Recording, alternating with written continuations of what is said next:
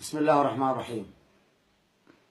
إلى هذه رسالة مني أنا الشيخ ياسر الديري أحد شيوخ العراق إلى كل الشعب السعودي بدون استثناء.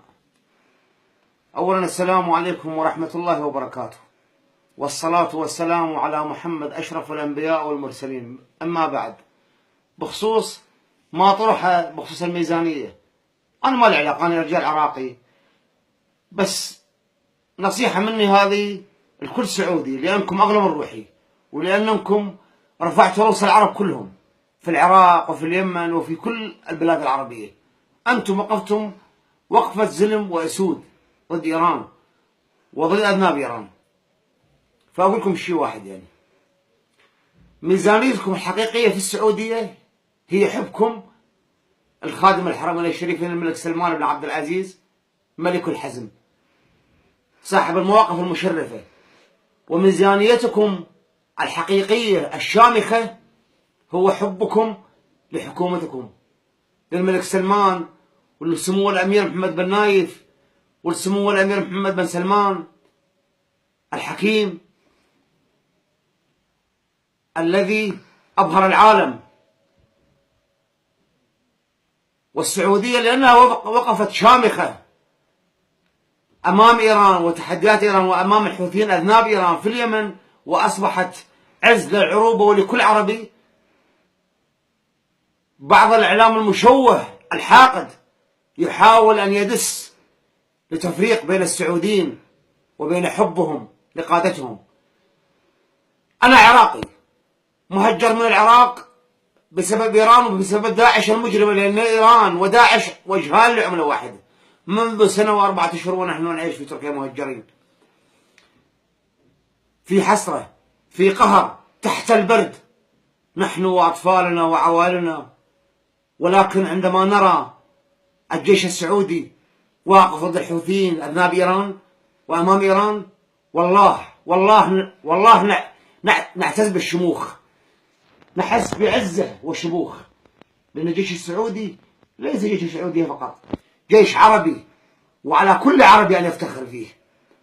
الجيش السعودي يبذل الدماء الزكية تجاه في الدفاع عن العروبة وعن شرف الأمة العربية. هذه هي الميزانية الحقيقية. الميزانية مو بنزين ونفط وغاز. نحن في العراق الغاز ملايين حرقونا بالبنزين، حرقونا أذناب إيران، حرقوا السنة فيه. نحن عراقيين ونحب الشعب السعودي وندعمه وندعم حكومته بالقلب وباللسان. أنا أكتب قصائد ليل نهار في حب الملك سلمان، محمد بن نايف، محمد بن سلمان وجنود الحزم، ليس مجاملة ولا لأجل شيء. والله أنا من سنة و4 أشهر في تركيا لم أستلم ريال من أي بشر في العالم من السعودية، ولكن حبي لهم واعتزازي بالعروبة الشامخة بقيادة الحزم وآل سعود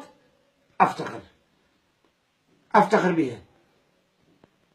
فأخوة السعوديين الأعزاء الغالين الأغلى من روحي، وأنتم أقال فوق راسي، ألبسوا كل سعودي، لأن أنتم أصبحتوا شموخ ونفتخر بكم. إحنا لا تهزكم أسعار ميزانية. الميزانية الحقيقية في السعودية هي حب الملك سلمان وحب ولي العهد محمد بن نايف وحب الجيش السعودي ومؤازرته ودعمه، لأن كلما تفرقنا يفرح العدو.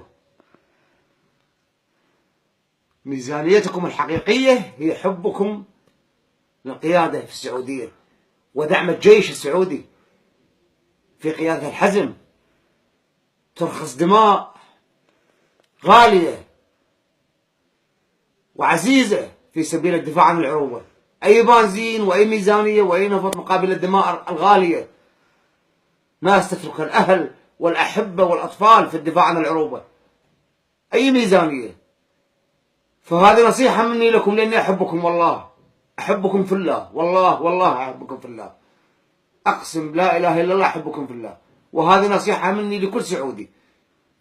افرحوا، أنتم شامخون. أي ميزانية. حبنا لكم هو ميزانية، حب العرب لكم هو ميزانية، حبكم لحكومتكم هو ميزانية. وأتمنى من كل سعودي يشاهد هذا المقطع من الفيديو أن يشاركه على صفحته. والسلام عليكم ورحمة الله وبركاته.